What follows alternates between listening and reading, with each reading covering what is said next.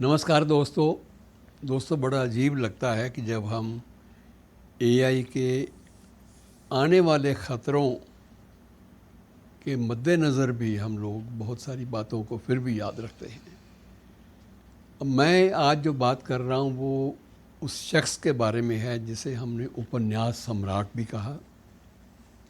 300 कहानियाँ उसकी हमने कोट की, बहुत सारी पुस्तकों में छपी, लिखी गई, पढ़ी गई।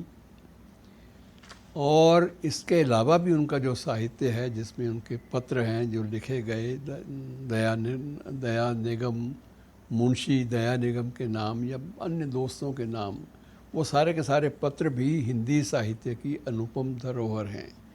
तो इतना लंबा चौड़ा लेखन करने वाले व्यक्ति की स्थिति अंतिम दिनों में बहुत ही आर्थिक दृष्टि से बहुत अच्छी नहीं थी।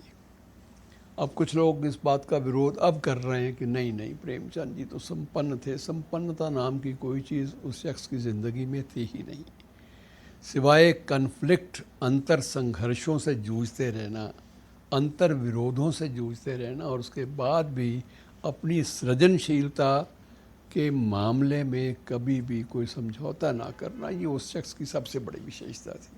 मैं दो चार उनके जीवन के बारे में विशेष बातें इसलिए करना चाहता हूँ कि आगामी 31 को उनकी याद में बहुत सारे समारोह भी होंगे, संगोष्ठियाँ होंगी, लेकिन कुछ एक बातें रह ना जाएं इसलिए उनको दोहरा लेना चाहिए मिल के। सबसे पहली बात ये था कि इनका वास्तविक नाम क्या था। अभी तक हमने सिर्फ मुंशी प्रेमचंद के नाम से इनकी पहचान सीमित की है, लेकिन इनका वास्तविक नाम था धनपत राय श्रीवास्तव।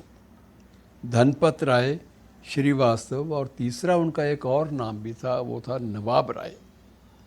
तो नवाब राय के नाम से उन्होंने लेखन में उर्दू में जो लिखना जब शुरू किया था तो नवाब राय के नाम से लिखा। और उसमें एक बात मैं और भी बता दूं, एक बार किसी समीक्षक ने भी उनसे पूछा था, शायद जैनेंद्र जी ने, कि ये नाम परिवर्तन की इसकी कथा क्या है। तो उन्होंने ये भी कहा कि कई बार मेरी रचनाओं पर पाबंदियां भी लगी, सोज़े वतन सरीखे उपन्यास को चौराहे पर जलाया भी गया, और ये सारी घटनाएं जो है मेरे जीवन की सृजनशीलता के संघर्ष की दास्तान इन पर लिखी है। और मैं समझता हूँ कि मुझे इनके कारण भी कई बार नाम परिवर्तन करके भी लिखना पड़ा, ताकि मेरी आगामी कृति, कोई भी आने वाली जो कृति है, वो फिर किसी प्रतिबंध का या पाबंदी का शिकार न बने। कुछ एक दो या तीन बातें और ज़रूर आपसे बांटना चाहूँगा कि शुरुआती ज़िंदगी में मुंशी प्रेमचंद जी ने कहा जाता था, उस वक्त पढ़े लिखे व्यक्ति को मुंशी कह लिया करते थे। तो मुंशी प्रेमचंद जी जीवन के शुरुआती दिनों में किताबें बेचने वाली एक दुकान पे काम करते थे, किताबें बेचने वाली एक दुकान पे। और एक मकसद, एक लालच ये भी था कि कम वेतन मिलता था उन दिनों में, वेतन को सैकड़ों में मिलने का सवाल ही नहीं है, सिर्फ गुजारे लायक वेतन मिलता था। और उनको एक ही ललक थी कि इसी बहाने से मैं कुछ अन्य किताबें साहित्य की वो भी पढ़ पाऊँगा, मुफ्त में पढ़ पाऊँगा। तो एक पढ़ने का और लिखने का दो ही जीवन में उनके लोभ थे, जिनका संवरण उन्होंने कभी नहीं किया।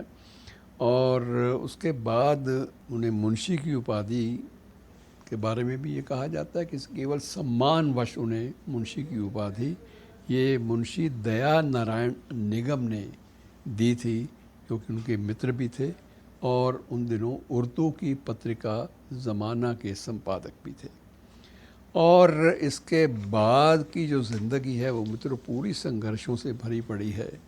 अब उनके 10 उपन्यास तो छप गए, गोदान समेत, सेवा सदन, कर्मभूमि, रंगभूमि, सारे नाम आपको याद हैं, चर्चा में, पाठ्यक्रमों में भी पढ़ाए जाते रहे हैं। 11वां उपन्यास उनका मंगल सूत्र वो पूरा नहीं कर पाए, और पूरा नहीं कर पाए इसका कारण एक ही था कि एक तो स्थिति अच्छी नहीं थी, शरीर की भी और जेब की भी, दोनों ओर से उनको बड़ी एक चुनौतियों का सामना करना पड़ रहा था।